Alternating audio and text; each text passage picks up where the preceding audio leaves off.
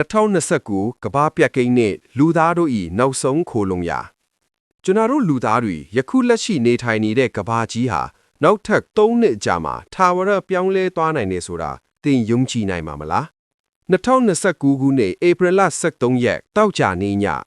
လူသားပေါင်းများစွာဟာကောင်းငင်ရန်ကိုမော့ကြည့်ရင်ထိတ်လန့်တုန်လှုပ်ကြပါလိမ့်မယ်။ဘာလို့လဲဆိုတော့အဲ့ဒီညမှာလူသားမျိုးနွယ်ကိုအဆုံးသတ်စေနိုင်တဲ့အရာတစ်ခုဟာကျွန်တော်တို့သုံးနေတဲ့အာကာသထဲကဂျိုတုကထက်တောင်နီးကပ်တဲ့အကွာအဝေးကနေကဘာကြီးကိုဝှေ့ရမ်းပြီးဖျက်ဆီးသွားမှာဖြစ်လို့ပါပဲ။ဒါဟာရုပ်ရှင်မဟုတ်ပါဘူး။သိပ္ပံပညာရှင်တွေအသေးအတန်းသတိပေးနေရတဲ့တကယ်အမှန်တရားပါ။တကယ်လို့ဒီအရာကြီးတာလမ်းကြောင်းလွဲပြီးကဘာကိုတဲ့တိုက်မိခင်ကျွန်တော်တို့မှာပြေးစရာမြေရှိပါအောင်မလား။ကဘာပေါ်ကလျှို့ဝှက်မီးအောက်ခံတပ်တွေကနေလအပေါ်ကမှောင်မေးနေတဲ့လွမ်းကိုကြီးတွေအထိလူသားတွေဟာအသက်ရှင်ဖို့အတွက်ဘလို့ကြံဖန်ပြင်ဆင်နေကြတယ်လဲ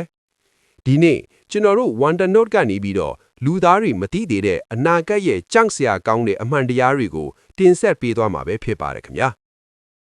ဒီကြောက်စရာကောင်းတဲ့အရာကြီးကိုသိပ္ပံပညာရှင်တွေက Apophis လို့အမည်ပေးထားပါတယ်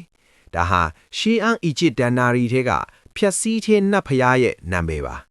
Apophis ဟာအချင်း1230ပေရှိပြီးအီဖယ်မျော်စင်ထက်တောင်ကြီးမားပါတယ်2029မှာသူဟာကဘာနဲ့မိုင်ပေါင်းမတောင်းပဲဝေးတဲ့နေရာကနေဖြတ်တန်းသွားမှာပဲဖြစ်ပါတယ်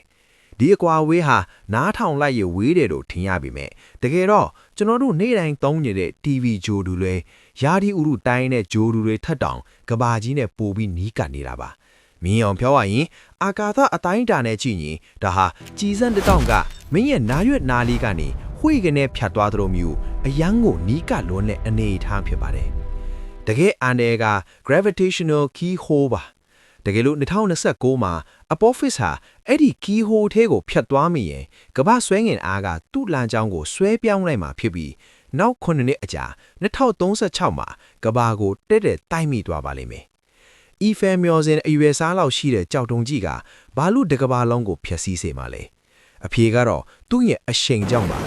Apophis ဟာတစ်စက္ကန့်ကို8ကီလိုမီတာနှုန်းနဲ့ပြေးဝင်လာမှာဖြစ်ပြီးအဲ့ဒီအရှိန်နဲ့တိုင်းမိတဲ့အခါထွက်ပေါ်လာတဲ့စွမ်းအင်ဟာအတန်ဘုံပေါင်း3,100ကျော်ပြိုင်တူပေါက်ကွဲတဲ့အင်အားနဲ့ညီမျှလိုပဲဖြစ်ပါတယ်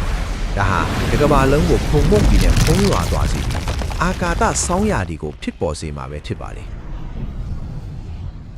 ဒီလိုဒီအုတ်ကာခဲနေတာတိုင်မိခဲ့ရင်ဒီလိုကဘာပေါ်မှာဘယ်မှာသွားပုံးကြမလဲနော်ဝေးနိုင်ငံအာတိတ်ဆက်ဝိုင်းတဲကရေခဲတောင်အောင်ပေလေးနာအနက်မှာရှိတဲ့ Svalbard Global Seed Vault ဟာကဘာပြည့်ရင်တောင်လူသားတွေပြန်လဲစိုက်ပျိုးစားတောက်နိုင်အောင်မျိုးစစ်တန်ပေါင်းများစွာကိုတင်စီထားပါတယ်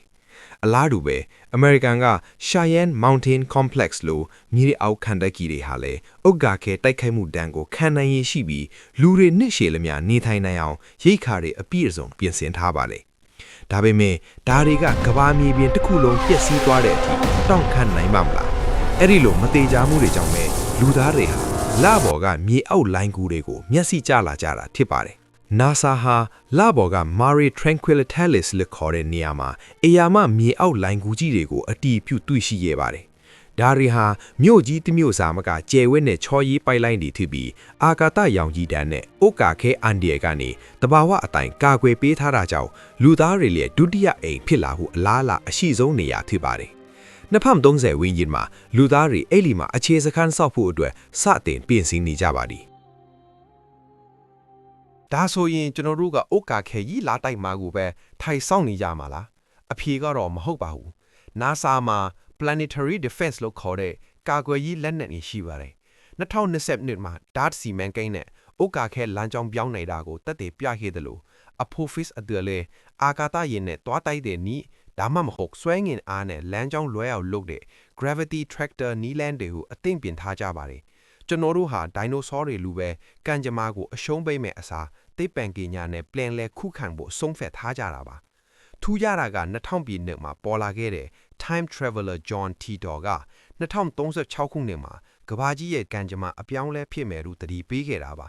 2036ဆိုတာ Apophis ဒုတိယအကျင့်ကဘာနာပြန်လာမဲ့နှစ်နဲ့ကွက်တီဖြစ်နေတာကတော့လူသားတွေအထက်တတိထားကြပရေတစ်ခုပါပဲသင်ရောဘလို့ထင်လဲသိပ္ပံပညာကကျွန်တော်တို့ကိုကေးတင်နိုင်ပါမလား comment မှာရေးခဲ့ပါအောင် Wonder Notes ကိုအားပေးတဲ့အတွက်ကျေးဇူးတင်ပါတယ်ခင်ဗျာ